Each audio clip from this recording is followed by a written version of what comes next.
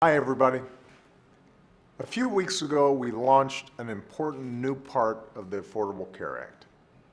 It's called the Marketplace. And for Americans without health insurance and Americans who buy insurance on their own because they can't get it at work, it's a very big deal.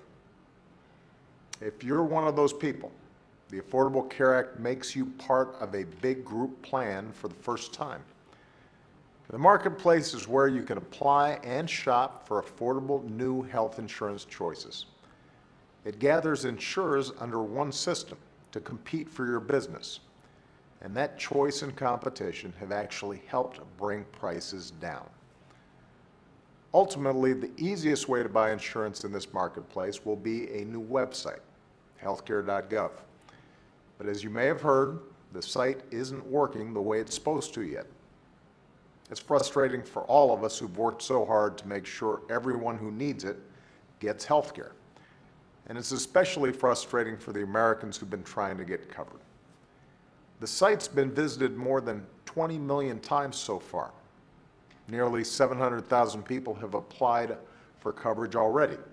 And that proves just how much demand there is for these new, quality, affordable health care choices. And that's why, in the coming weeks, we are going to get it working as smoothly as it's supposed to. We've got people working overtime 24/7 to boost capacity and address these problems every single day. But even as we improve the website, remember that the website isn't the only way to apply for coverage under these new plans. We've updated healthcare.gov to offer more information about enrolling over the phone, by mail, or in person with a specially trained navigator who can help answer your questions. Just call 1-800-318-2596 or visit localhelp.healthcare.gov. And don't worry, these plans will not sell out. We're only a few weeks into a 6-month open enrollment period, and everyone who wants insurance through the marketplace will get it.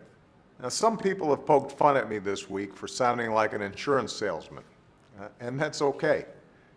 I'd still be out there championing this law even if the website were perfect. I'll never stop fighting to help more hardworking Americans know the economic security of health care. That's something we should all want. That's why it's also interesting to see Republicans in Congress expressing so much concern that people are having trouble buying health insurance through the new website, especially considering they've spent the last few years so obsessed with denying those same people access to health insurance that they just shut down the government and threatened default over it. As I've said many times before, I'm willing to work with anyone on any idea who's actually willing to make this law perform better. But it's well past the time for folks to stop rooting for its failure, because hardworking middle-class families are rooting for its success. The Affordable Care Act gives people who've been stuck with sky-high premiums because of pre-existing conditions the chance to get affordable insurance for the first time. This law means that women can finally buy coverage that doesn't charge them higher premiums than men for the same care.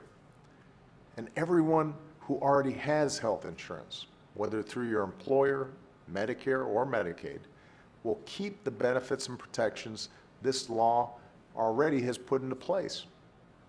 3 million more young adults have health insurance on their parents' plans because of the Affordable Care Act. More than 6 million people on Medicare have saved an average of $1,000 on their prescription medicine because of the Affordable Care Act. Last year, more than 8 million Americans received $500 million in refunds from their insurers because of the Affordable Care Act. And for tens of millions of women, preventive care like mammograms and birth control are free because of the Affordable Care Act. That's all part of this law, and it's here to stay. We did not fight so hard for this reform for so many years just to build a website. We did it to free millions of American families from the awful fear that one illness or injury to yourself or your child might cost you everything you'd worked so hard to build. We did it to cement the principle that in this country, the security of health care is not a privilege for a fortunate few, but a right for every one of us to enjoy.